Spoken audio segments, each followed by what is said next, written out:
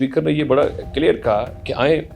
बैठ कर बातचीत करते हैं। मैं ये चाहता हूँ अपोजिशन के लोग जो है वो वापस कामा कमेटी में आकर बैठें और जमहूरियत के लिए, सियासत के लिए एक बेहतरीन से बेहतरीन किरदार अदा करें। पीटीआई ने वो रवैया अख्तियार नहीं किया जो इनको समझना चाहिए था, जो माजी में होता है। आज भी तो बातचीत की तरफ जा रहे हैं। आज भी तो जब बानी पीटीआई की सेहत का मसला है तो आज ये बातचीत करने को तैयार है। इस रवश की वजह से बानी पीटीआई जेल में बैठा है और किसी वजह से बानी पीटीआई जेल में नहीं है। जो बीमारी, जो मेडिकल की रिपोर्ट जमा हुई है सुप्रीम कोर्ट में, उसको अगर देखा जाए तो जेल के अंदर बैठकर आराम से बानी का इलाज हो सकता है। जी बिस्मिल्लाहिर्रहमानिर्रहीम। आप देख रहे हैं आज़ाद डिजिटल और मैं हूँ अहमद वड़ाइच। आप पहले भी जानते हैं कि ये जो मुलाकात है जो स्पीकर दफ्तर है उसमें पाकिस्तान तहरीक इंसाफ के लोगों की वक्त के साथ साथ मुलाकात होती रही है। चाहे सियासी तौर पर कुछ भी पेचीदगियाँ हों या सियासी डायलाग करना हो या सियासी राहदारियों से गुजर कर मसालत का किरदार अदा करना हो या फ्री कैन के दरमियान डायलाग का रास्ता हमवार करना हो कि आएँ बैठकर सियासी रास्ता निकालें, आए बातचीत करें, आए पार्लियामेंट की राहदारियों से गुजर कर पार्लियामेंट को मजबूत करें, जमहूरियत को मजबूत करें, आइन और कानून के ताबे रहकर यानी कि इंसाफ का बोलबाला करें। तो उसके लिए स्पीकर दफ्तर हमेशा ही हुकूमती जमात की तरफ से हाजिर रहा है। फिर मुलाकात हुई स्पीकर के चैम्बर में अयाज सादिक साहब के साथ, जहाँ पर वज़ीर कानून पाकिस्तान जनाब जो है आज़म तारड़ वो भी इस मुलाकात में मौजूद थे, जहाँ पर स्पीकर ने ये बड़ा क्लियर कहा कि आए बैठ कर बातचीत करते हैं। और मैं जो स्पीकर का जो रोल है हुकूमत और अपोजिशन के दरमियान, चूँकि जो स्पीकर होता है वो कस्टोडियन ऑफ हाउस होता है, पूरे हाउस को स्पीकर ने चलाना होता है, जो हाउस का बिज़नेस होता है उस सबको देखना होता है। स्पीकर की बहुत बड़ी जिम्मेदारियां होती हैं। आज तक हम यही देखते आए हैं कि सियासी तौर पर स्पीकर कौमी असम्बली अयाज सादिक साहब ने बड़े अच्छे अंदाज में जो बिज़नेस है असम्बली का उसको चलाया है यकीनी तौर पर। और जो अपोजिशन के लोग हैं वो भी इसमें जो है वो बड़े मौत में नज़र आते हैं। आज बड़ी बातें हुई हैं जहाँ पर स्पीकर साहब ने फिर ये बात अपोजिशन के रहनुमाओं से ये कही कि आए मैं वो जो मुस्बत किरदार है वो मैं अदा करने को बिल्कुल तैयार हूँ। आए हुकूमत के लोगों के साथ बैठने को, बिठाने को, अपोजिशन को मैं बिल्कुल तैयार हूँ। और जो कायमा कमेटी, आपको याद होगा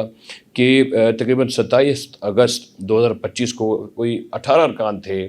पाकिस्तान तहरीक इंसाफ के जिन्होंने जो है वो कायमा कमेटी से इस्तीफ़े दिए, जिनको आज तक स्पीकर ने मंजूर भी नहीं किया हुआ, वो उनके पास मौजूद हैं। और स्पीकर कौमी असम्बली ने ये कहा यार सादिक ने कि मैं ये चाहता हूँ कि ऐसा किरदार अदा हो कि अपोजिशन के लोग जो है वो वापस कामा कमेटी में आकर बैठें और जमहूरियत के लिए, सियासत के लिए एक बेहतरीन से बेहतरीन किरदार अदा करें। और ये हुकूमत और जो अपोजिशन है उसके दरमियान एक पुल का किरदार अदा करने को मैं बिल्कुल तैयार हूँ। ये स्पीकर कौमी असम्बली ये समझते हैं बात। अच्छा, इस पर ये देखिए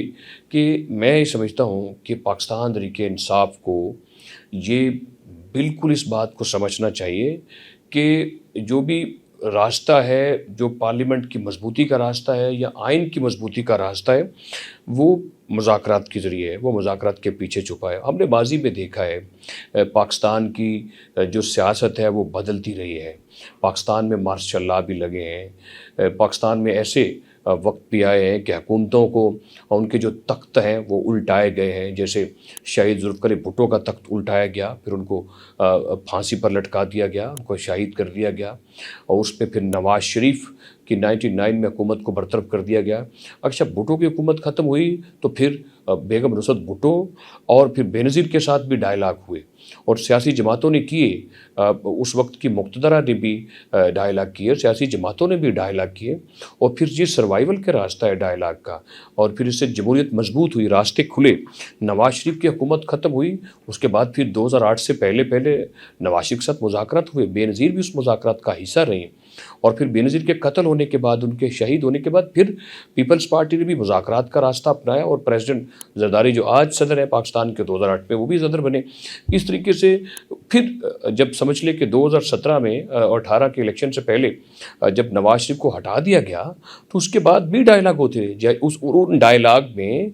जो आज के वज़ीर आज़म है मोहम्मद शहबाज शरीफ, उन्होंने बहुत किरदार अदा किया और किरदार अदा करके आज वो फिर حکومت میں بیٹھیں تو اس کو اس بات کو سمجھنا چاہیے کہ پارلیمنٹ کی راہداریوں سے یا سیاسی جو راہداری ہے، جو چاہے مشکل حالات ہیں، کٹھن راستے ہیں، تو ان کو عبور کرنے کے لیے ڈائلاگ کرنا چاہیے، اور سیاسی لوگوں کو سیاسی جماعتوں کے ساتھ بیٹھ کر ڈائلاگ کرنے چاہیے۔ اگر یہ بات چیت کریں گے تو جتنے مسائل ہیں ان کا حل بالکل اچھے انداز میں اس کو ڈھونڈا جا سکتا ہے۔ تو یہ میرے خیال سے پی ٹی آئی نے وہ رویہ اختیار نہیں کیا جو ان کو سمجھنا چاہیے تھا، جو ماضی میں ہوتا ہے۔ اور پھر جب سمجھ لیں کہ اپریل 2022 میں جب ان کی حکومت کی، تو 4 سال کے دوران، جس میں 2024 کا الیکشن بھی شامل ہے اور ان کی اپنی حکومت بھی ووٹ آف نو کانفیڈنس کے ذریعے سے چلی جاتی ہے، تو لیکن انہوں نے ڈائلاگ کا راستہ نہیں اپنایا۔ ان کے پاس بہت سے مواقع آئے کہ یہ بات چیت کر سکتے تھے، یہ مذاکرات کا راستہ اپنا سکتے تھے، یہ مکالمے کی طرف جا سکتے تھے، لیکن میں سمجھتا ہوں کہ ان کی ہٹ درمی رہی ہے۔ ان کے پاس بہت مواقع تھے، یہ ہٹ درمی رہی، یہ ضد اور انا کا مسئلہ بنا رہا، اور یہ لوگ بات چیت کی طرف نہیں ہے۔ آج بھی تو بات چیت کی طرف جا رہے ہیں، آج بھی تو جب بانی پیٹی کی صحت کا مسئلہ ہے تو آج یہ بات چیت کرنے کو تیار ہے، اور یہ گرین سگنل بھی دے رہے ہیں، یہ قائمہ کمیٹیوں میں بھی آنے کو تیار ہے، یہ عدالتوں کو بھی کہہ رہے ہیں، اور ان عدالتوں کو جن پر یہ کیچڑ اچھالتے رہے ہیں، اور عدالتوں کے اوپر یہ کہتے رہے کہ ہمیں اعتماد نہیں جوڈیشل سسٹم کے اوپر، آج کہہ رہے ہیں کہ عدالت جو کہہ رہی ہے ہم وہ کرنے کو تیار ہیں، ہم بیٹھنے کو تیار ہیں، ہم مذاکرات کرنے کو تیار ہیں، ہم بات چیت کے لیے بالکل تیار ہیں۔ تو یہ باتیں ان کو بہت پہلے کرنی چاہیے تھی، لیکن اب بھی ان کے پاس یہ بہت اچھا موقع ہے کہ یہ سیاسی بات چیت کے ذریعے سے ایک پروسیس سے گزر کر آگے ہیں، یہ میچورٹی کا مظاہرہ کریں، یہ کوئی جو نوزائیدہ بچے ہیں ان کی طرح ہر درمی سے، انا یا ضد کے ذریعے سے اپنے آپ کو منانے کی کوشش نہیں کریں، یہ 9 مئی کی سوچ سے باہر نکلیں، یہ 26 نومبر کی سوچ سے باہر نکلیں، یہ منہ پر ہاتھ پھیرنے کی بات سے باہر نکلیں، یہ انتقام کی بات سے باہر نکلیں، یہ کہ ہم سزائیں دلوائیں گے اور رانا ثناء اللہ کو مونچھوں سے پکڑ لیں گے، او آئی جی میں تجھے چھوڑوں گا نہیں، نواز شریف کو جو ہے وہ جیل کی کال کوٹری میں رکھیں گے، اس کو باہر نہیں جانے کے دیں گے، یہ مذاق کر رہا ہے، اس کے پلیٹلیٹس گر گئے ہیں، بیگم کلثوم نواز کی بیماری کا مذاق اڑائیں، اور آپ دوسرے جو لوگ ہیں ان کا بھی آپ مذاق اڑاتے رہیں۔ تو یہ اس روش کی وجہ سے بانی پی ٹی آئی جیل میں بیٹھا ہے، اور کسی وجہ سے بانی پی ٹی آئی جیل میں نہیں ہے، صرف یہ ان کا اپنا ایک رویہ ہے، اور آج بھی وہ اسی رویے کی طرف آئے ہیں کہ آئیں بات چیت کرنے کے لیے میں تیار ہوں۔ اگر وہ سرنڈر نہیں کرتے، بانی پی ٹی آئی نے سرنڈر کر دیا ہے، اگر وہ سرنڈر نہیں کرتے، بات چیت کے لیے تیار نہیں ہوتے، تو ان کو یہ ریلیف کسی صورت مل ہی نہیں سکتے تھے۔ اور دوسری طرف میں یہ جو دوسری بڑی اہم خبر ہے، جس طریقے سے سپریم کورٹ کے 3 رکنی بینچ نے یہ فیصلہ دیا کہ ان کو جو ہے وہ ہاسپٹل منتقل کر دیا جائے، تو لہذا ان کو یہ روش چھوڑنی پڑے گی کہ ہم ریاست کے اوپر چڑھ دوڑیں، یا آئین اور قانون مرضی کا چاہیے، یا عدالتیں اپنی مرضی کی چاہیے، یا فیصلے اپنی مرضی کے چاہیے۔ ایسا نہیں ہوتا۔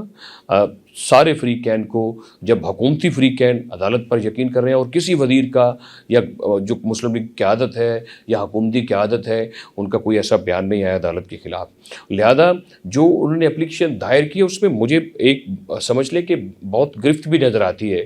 کیونکہ آئین کے بیچ میں رہتے ہوئے جو جیل لاز ہیں، یا جس طریقے سے سمجھ لے کہ جو پاکستان کے پریزن رولز ہیں 1978، اس کا جو رول 197 وہ بھی بہت کلیئر ہے، اسی کے تحت یعنی کہ جو درخواست گئی اس کو الیبوریٹ کیا گیا اس اپلیکیشن کے اندر۔ ایک تو کام اور بھی ہوئے کہ جو پہلے جس درخواست کے اوپر فیصلہ ہوا منتقل کرنے کا، اس میں وفاقی حکومت کو نوٹسز بھی جاری نہیں کیے گئے ہیں۔ اب جس 197 رول کی بات حکومت پاکستان کر رہی ہے، وہ اس میں کہہ رہے ہیں کہ اگر جو جیل میں جو بیٹھا قیدی ہے، اگر اس کو جیل سے باہر کسی ہاسپٹل میں منتقل کرنا ہے تو اس کا ایک طریقہ کار ہے۔ اس کا طریقہ کار یہ ہے کہ پہلے نمبر پر یہ دیکھا جائے گا کہ جیل کے اندر رہ کر، یہ اس رولز کے اندر بات لکھی ہے کہ جیل کے اندر رہ کر قیدی کا علاج ہو سکتا ہے یا نہیں ہو سکتا۔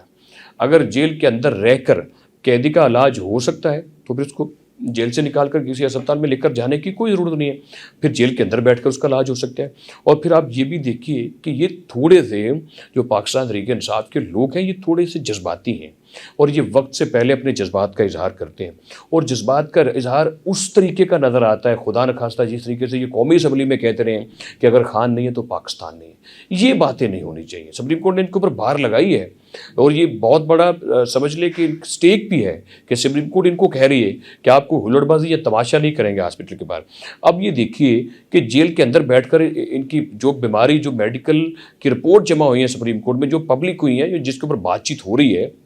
उसको अगर देखा जाए तो जेल के अंदर बैठकर आराम से बानी का इलाज हो सकता है। ये कोई मुश्किल काम नहीं है, क्योंकि बानी के साथ साथ इस मुल्क के और भी लाखों लोग जेलों में बैठे हैं, और जो हज़ारों या लाखों की तादाद में जेल में बैठे हैं, अगर वो कह दें कि मेरा मेडिकल चेकअप हो और मेडिकल ट्रीटमेंट हो जेल के अंदर बैठकर कि मेरा ब्लड प्रेशर बढ़ गया है, मेरी शुगर बढ़ गई है, या मेरी जो नब्ज़ ठीक नहीं चल रही है, तो वो क्या इसी ग्राउंड के ऊपर इस जजमेंट को लेकर सुप्रीम कोर्ट में चला जाए, तो क्या सुप्रीम कोर्ट जेल लाज को, जेल मैनुअल को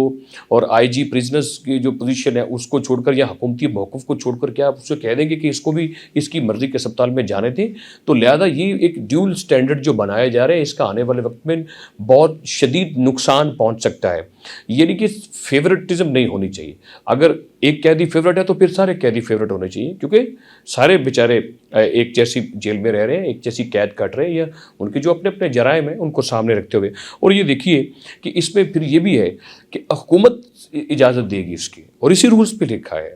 कि आईजी जेल खाना जात जो है, अब वो अगर किसी कैदी को वहाँ से निकाल कर शिफ्ट करना है किसी हॉस्पिटल में, तो जेल हुकाम जो है वो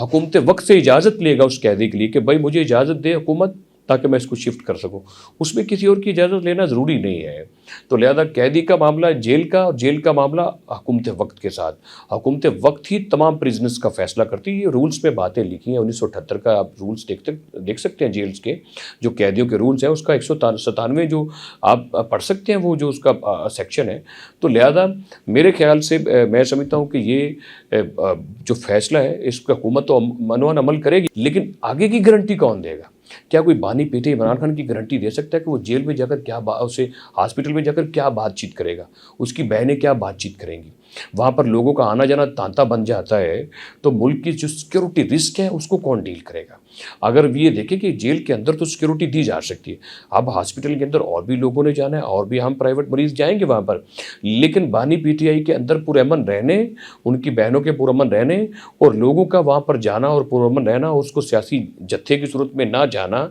और हालात को बिल्कुल ठीक रखना, इसकी गारंटी कौन देगा कि ये कोई हुल्लड़बाजी नहीं करेंगे, ये इश्तियाल नहीं फैलाएंगे, ये अनारकी नहीं फैलाएंगे और इश्तियाल नहीं बढ़ाएंगे? इसकी गारंटी लेना मैं समझता हूँ बहुत ज़्यादा ज़रूरी है। लेकिन खैर देखिए, जो सुप्रीम कोर्ट फैसला करती है, अदालतें जो भी फैसला करें उसको मनवन तस्लीम किया जाना चाहिए। वैसे